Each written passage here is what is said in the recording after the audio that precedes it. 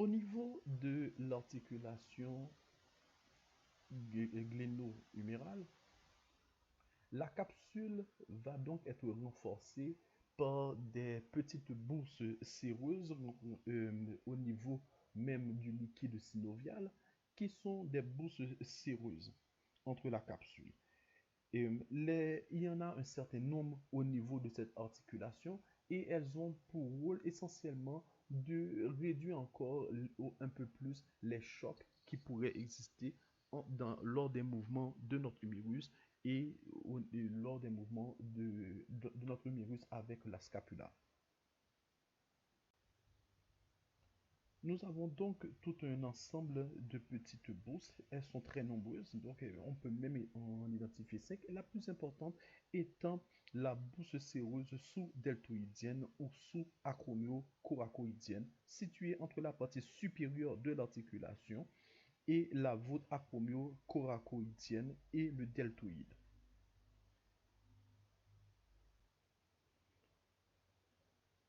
C'est la plus importante. Les autres sont les bourses séreuses sous-scapulaires placées entre la capsule et la partie supérieure du tendon et du tendon du sous-scapulaire.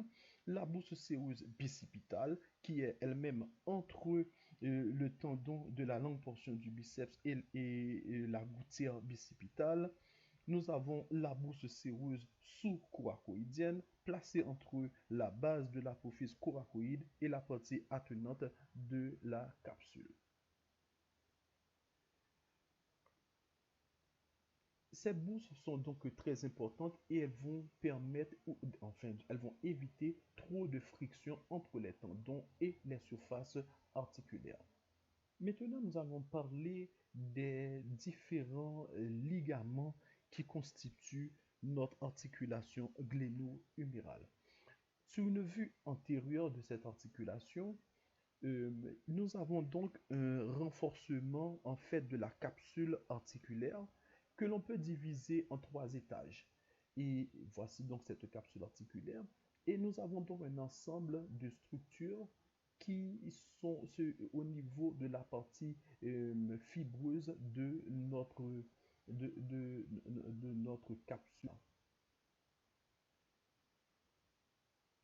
Nous voyons ici les 3 étages que forment ces différents ligaments. Nous avons donc un ligament appelé, l'ensemble de ces ligaments s'appelle les ligaments gléno-huméraux et sont divisés donc en 3. Un ligament gléno-huméral supérieur, un gléno-huméral inférieur et pour finir, un ligament gléno-huméral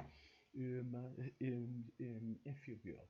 Donc, supérieur, moyen et inférieur. Le ligament gléno-huméral supérieur, quant à lui, est le premier que nous avons sur cette figure en bleu ici.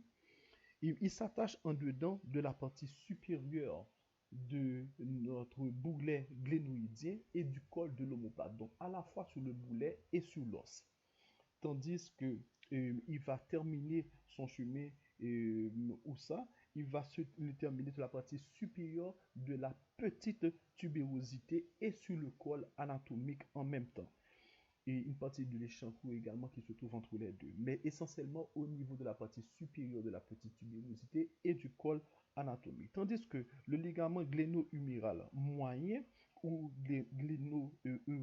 sugléno-huméral s'attache au niveau du boulet glénoïdien, évidemment, et se termine à la partie inférieure de la petite tubérosité de notre humérus. Le ligament gléno-huméral inférieur, il s'insère à la fois sur le boulet glénoïdien et sur la partie adjacente du col du glénoïde, de la cavité de la scapula, et va donc terminer son chemin, son voyage au niveau de notre humérus, au-dessous de la petite tubérosité et une partie également de l'os. Et c'est au niveau de ce ligament que nous avons quelquefois le cul-de-sac dont nous avons parlé, qui appartient plus à la capsule qu'autre chose.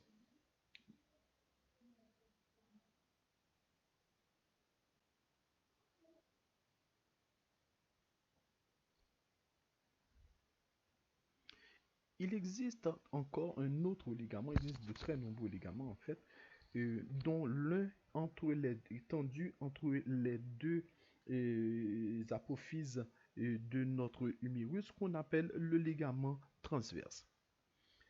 Le ligament transverse va former avec donc la gouttière bicipitale un canal. Donc nous avons notre gouttière bicipitale qui est cet espace intertrochantérien et entre le grand et le petit trochanter, enfin la grande tubérosité et la petite tubérosité. Et donc ce ligament transverse va donc constituer un pont entre les deux tubérosités. Voilà ici. Donc notre ligament transverse va donc se tendre entre les deux tubérosités et donc former un canal. Et nous savons très bien que dans ce canal, il y a une structure tendineuse qui va passer, qui se trouve être le tendon du long chef de notre biceps brachial, qui va donc renforcer en sa partie supérieure la capsule articulaire gléno-humérale.